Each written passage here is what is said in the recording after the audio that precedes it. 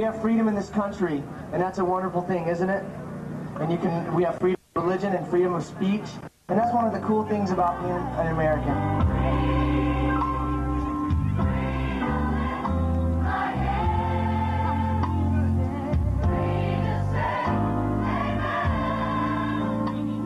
Battery Park, in the heart of downtown New York, and a hymn to America in the last of the summer sunshine. New York is the richest city in the richest country in the world.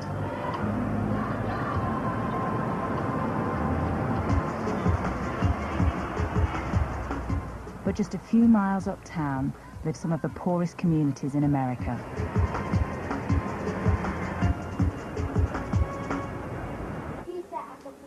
In the Bronx, 3 grandchildren try to bring their grandmother up to date with the latest fashions. I like this one better. But 2 people are missing from this picture. Veronica Mamadou recently died of AIDS. It was left to her mother Regina to bring up 3 granddaughters and a grandson, Garfield, who's HIV positive. Veronica and Regina had wanted to have a say in the treatment Garfield received. But instead, the New York authorities insisted Garfield stay on drugs and medicines, which even the other children could see were making him ill. When he was drinking the medicine, sometimes at night, it was in the summertime too, at night he would say, "Mommy, I'm cold," or he would itch his body all over, non-stop. And every time he said he was cold, my aunt went to the landlord to put the heat on. He put the heat up a lot of times, but he kept saying he was cold. Is this why your family decided to stop the medicine? Yeah, my aunt stopped it because he wasn't feeling comfortable. And he started to get well. But when she went for a checkup, they gave him the medicine again without her knowing it. And did he get sick again? Yeah. Mm-hmm. I don't know what type of medicine they were given. If I is allergic to sulfur, if they give it to him, started scratching all over his body, and he caught his appetite, he don't eat, and he started getting skinny and skinnier. Convinced that the medicines were making things worse, not better, they turned to their hospital doctor for advice. He made an unexpected offer. My daughter told me, she said when she went to see the doctor, at that time it was the child's appointment day. So the man said they will be giving her $25 for a month if they can put the child on experimental basis. She said, I will think about it. And she said no. Then the doctor told her, he said, you will regret it. Regina's daughter took Garfield off all medication. Almost immediately, his health improved. Then there was a knock on the door.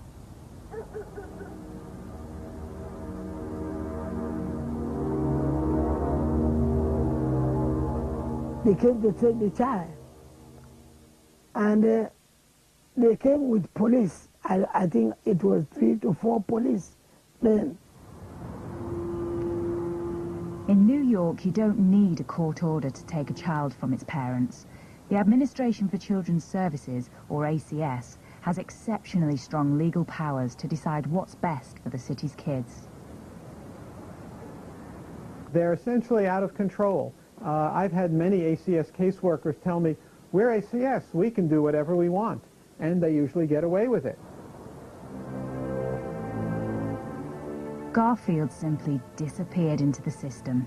One of 23,000 children placed either with foster parents or in children's homes.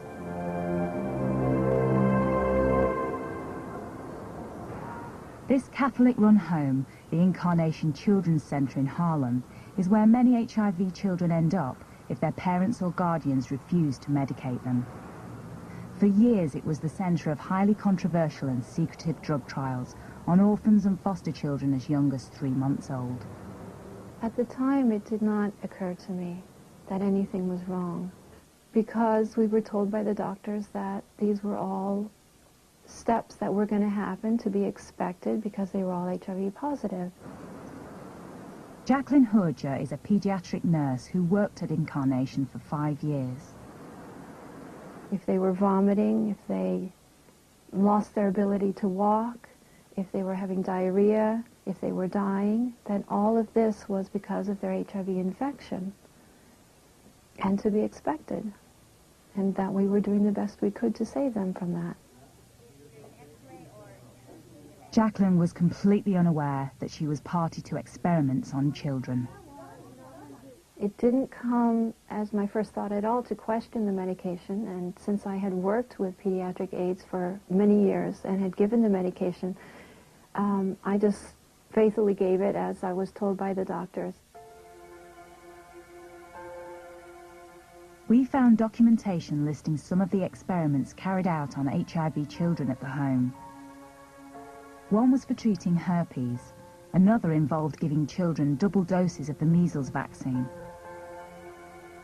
And yet others involved whole cocktails of drugs with side effects admitted by the manufacturers, including severe stomach pain, muscle wastage, organ failure, and many more. Side effect is a euphemism for undesired direct effects. The effects of the anti-HIV drugs are quite serious. In fact, if you look at the inserts that comes with these drugs, you will see virtually all of them will have a black box warning label, which is the highest, most severe warning that these drugs can have and still be prescribable to human beings before they're taken off the market. They're lethal. 3,000 miles west of Manhattan, Dr. David Raznick is internationally renowned for his work on numerous diseases, including cancer. I'll scroll it up a little so we can see the years and everything. And it's AIDS cases, deaths, and... He's studied the effects of HIV drugs on patients, particularly children.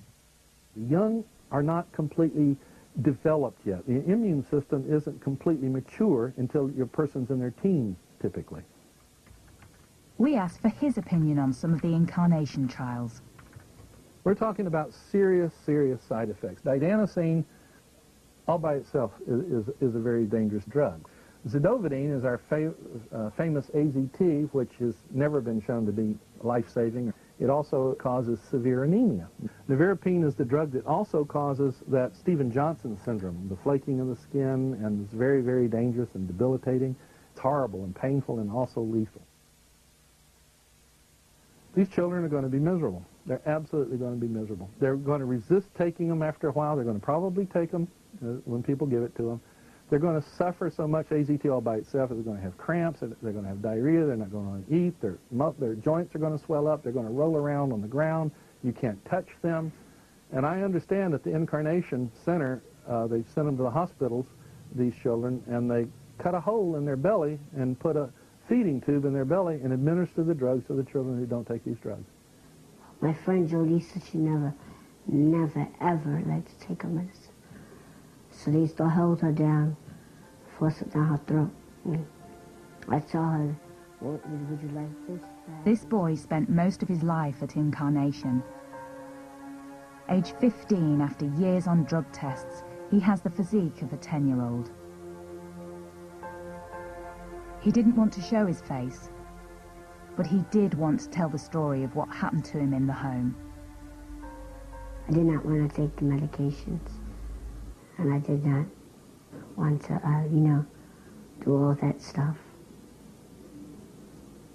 But they insisted. Yeah, if you want to get out of there, you have to do what they say, or else you're not going anywhere. His medical records, which we've obtained, prove that he was enrolled in drug trials while living at Incarnation.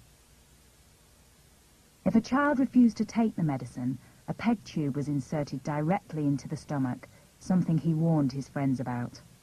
And I used to tell her every single day, please take your medicine. Don't want a tube in your stomach. And she didn't listen to me. That's what she got. And my friend Daniel, he didn't like to take his medicine either. And he got a tube in his stomach. Under federal rules, consent for children to take part in drug trials has to be given by their parent or guardian. But the kids at Incarnation have no independent voice. The body that is their legal guardian, the ACS, is the same body that makes the children available for trials. You would not expect too many parents to volunteer their loved children for such experiments. This means that if the researchers want to do the experiment on children, they're going to look for vulnerable children whom they can get. And when you have city government agency accommodating them, that is the biggest betrayal of those children. They don't have anyone but the city agency that is their guardian on paper, but not in human ways. For over 10 years, Vera Shirav has battled almost single-handedly with the New York authorities to come clean over the use of children in drug trials. They tested these very highly experimental drugs, phase 1 and phase 2. Why didn't they provide the children with the current best treatment? That's the question that we have. Why did they expose them to risk and pain when they were helpless? Would they have done those experiments to their own children? I doubt it. ACS. When we spoke to the ACS early in our investigation, they told us that no child was selected for trials without a long process of decision-making. I would absolutely reject the idea that they go through a process. Yes, they go through a process, but it is on paper only. For example, the city department created a panel, an ethics committee that approved the experiments that were conducted at Incarnation House. There's only one little pesky detail. The panelists all come from hospitals that conduct the trials, so they all are stakeholders in saying that it was perfectly all right.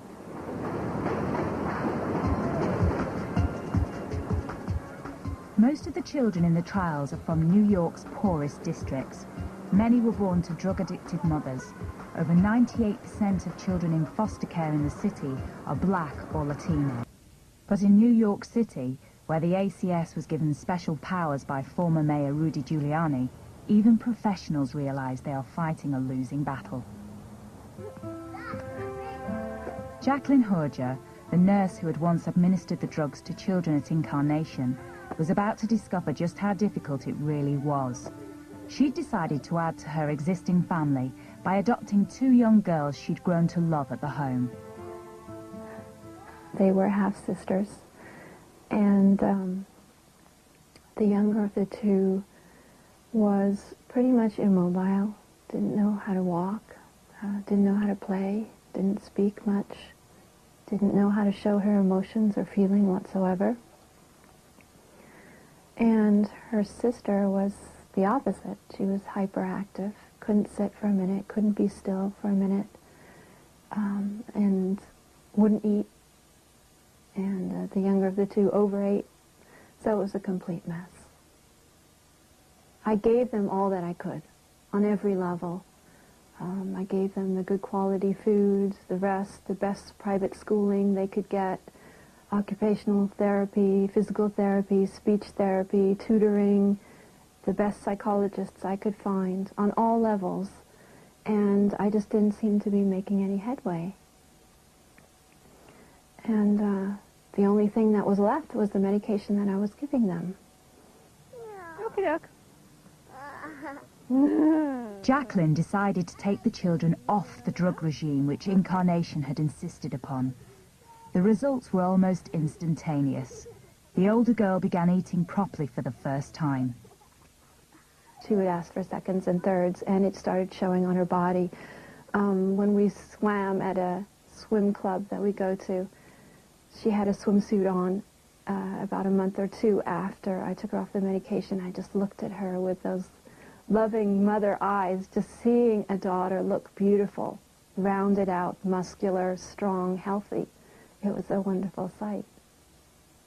The younger daughter, I would say the main change after I took her off the medication, it felt that her nerves became more and more healthy. And I taught her how to walk, run, jump on the trampoline, play, ride the bicycle, swim. And it was a joy to watch her.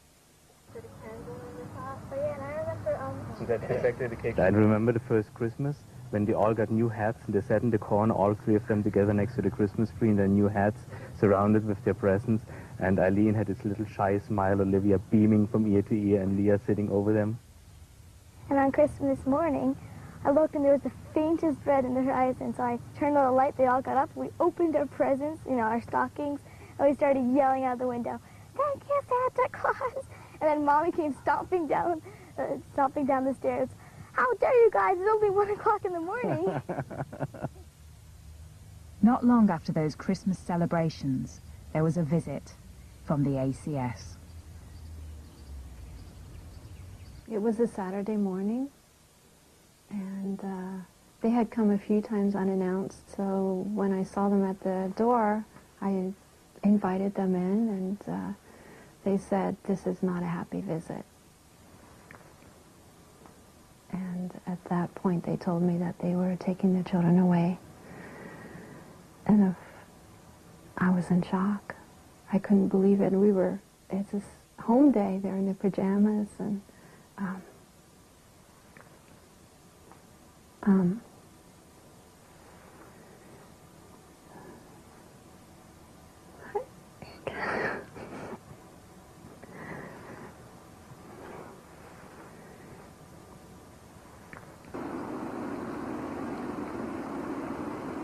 the social worker involved in the case was Demetrius Travis.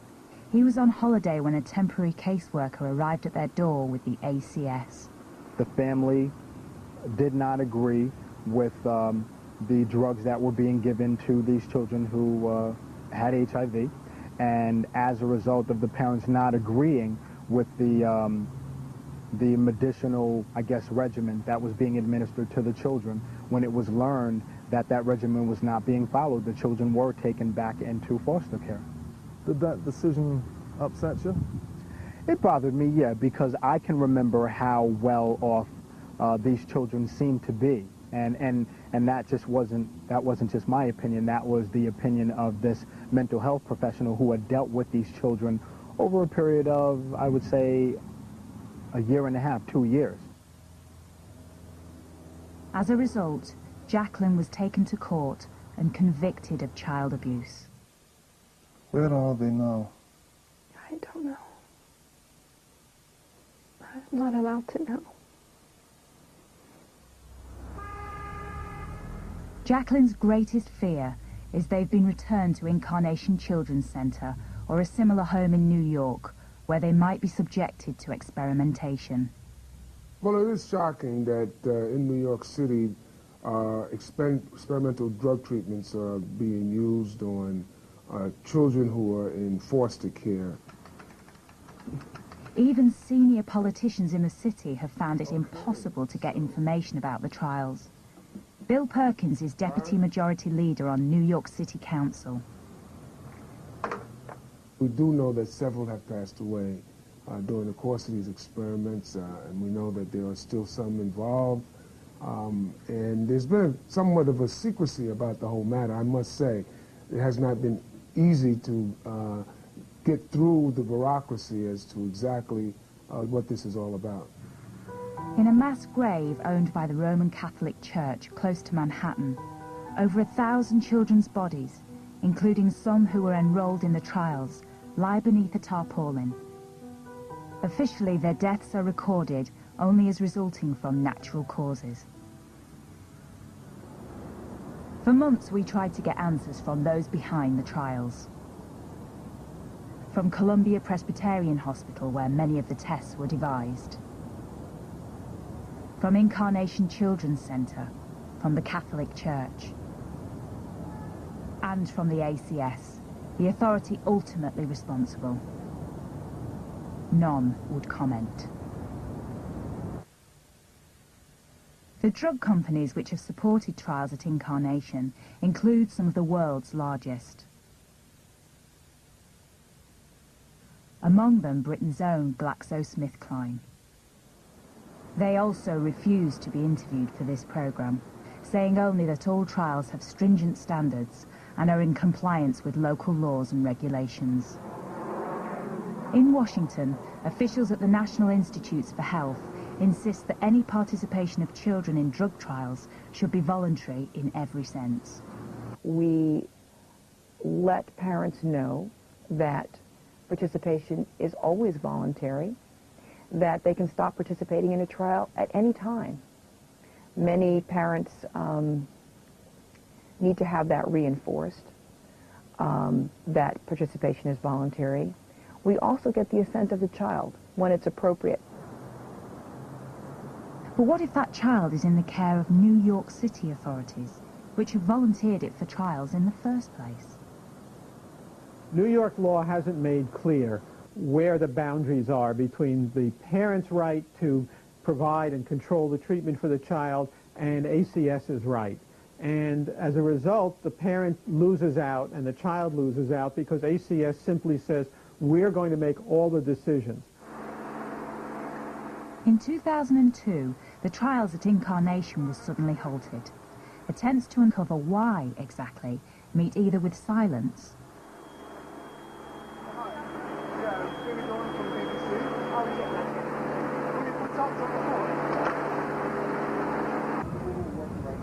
or a call to the NYPD to have us removed. We have every idea. We have every idea. Supposedly they're stating that During the making of this program, the Food and Drugs Administration announced an investigation into the trials, which we have discovered are continuing at least 6 other locations in New York City.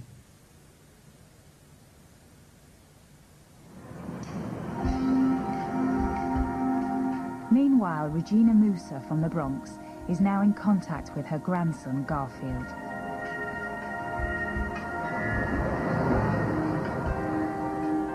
She's won a court order granting her visitation rights. We have to go straight, but this area is Bronx, but This is her grandson's new foster home in the Bronx. The boy was hungry and Regina had brought food. Although the house was in poor condition, it was better than his previous one, where the foster mother had allegedly beaten him. Garfield's new foster mother receives $6,000 every month for him and 3 others. What makes her a better guardian in the eyes of the authorities is that she gives the medicine demanded by the ACS, and Regina refuses. I want to get him back. I want to get him back. Because I don't want my child to remain in experimental basis. Not my own grandson. Because we love him. Jacqueline Horger has had no news of the 2 little girls she was adopting since that day when the ACS arrived on her doorstep. We weren't given any rights whatsoever. I even wrote a letter to the social worker appealing to her humanity to just let us know something. But I don't know anything. Did you ever say to the nurses or the doctors that you felt the medicine was wrong? I try. I just try to be me.